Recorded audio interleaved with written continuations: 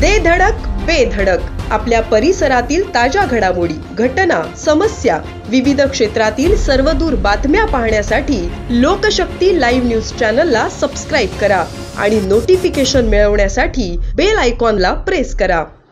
मुंबई पुणे एक्सप्रेसवेवर दिनांक 15 नोव्हेंबर रोजी सकाळी 7:30 वाजण्याच्या सुमारास मुंबई लेनवर टेम्पोने ट्रकला जोरदार धडक दिल्याने भीषण अपघात झाला।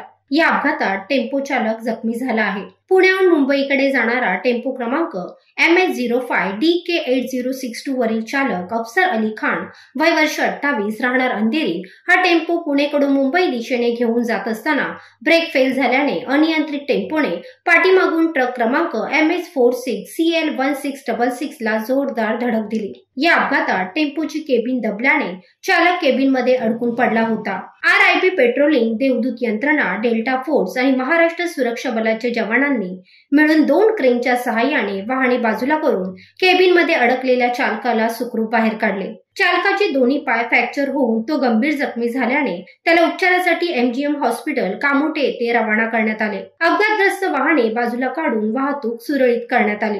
अपघाताची माहिती मिळताच महामार्ग वाहतूक पोलीस यंत्रणा, बोरघाटचे अधिकारी आणि कर्मचारी यांनी घटनास्थळी धाव घेऊन परिस्थिती हाताळली व दोन्ही वाहने क्रेनच्या सहाय्याने बाजूला करण्यात आली। लोकशक्ती लाईव्हसाठी खलील सुर्वे, खोपोली।